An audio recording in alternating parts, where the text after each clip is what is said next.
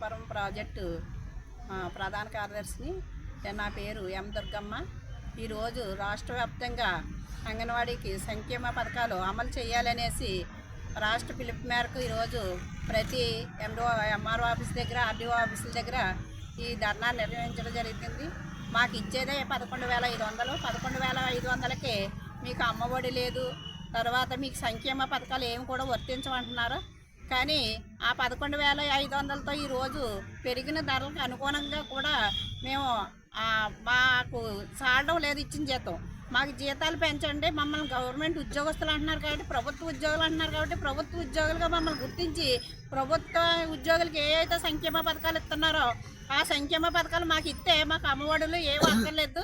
మాకు మటుకి ప్రభుత్వ ఉద్యోగులుగా, మీరు ప్రభుత్వ ఉద్యోగులు అంటున్నారు కాబట్టి మాకు ప్రభుత్వ ఉద్యోగులుగా గుర్తించి మాకు వచ్చే బెనిఫిట్ మాకు ఇవ్వాలనేసి మేము డిమాండ్ చేస్తున్నాం.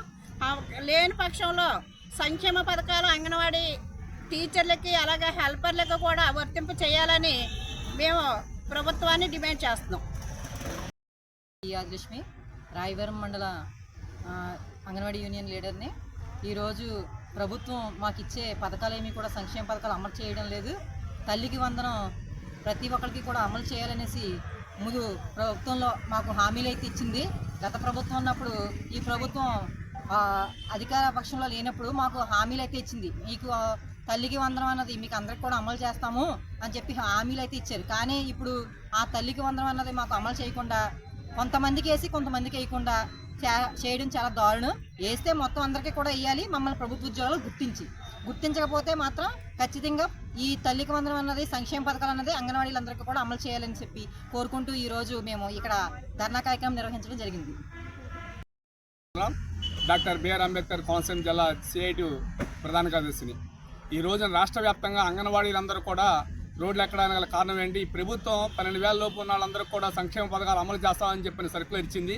కానీ దాన్ని అమలు చేయకోకుండా వీళ్ళందరూ కూడా అనర్హులు అని చెప్పుతూ ప్రకటిస్తూ వీళ్ళకి ఎవరికి కూడా రూపాయి రానివ్వకుండా చేస్తున్నారు.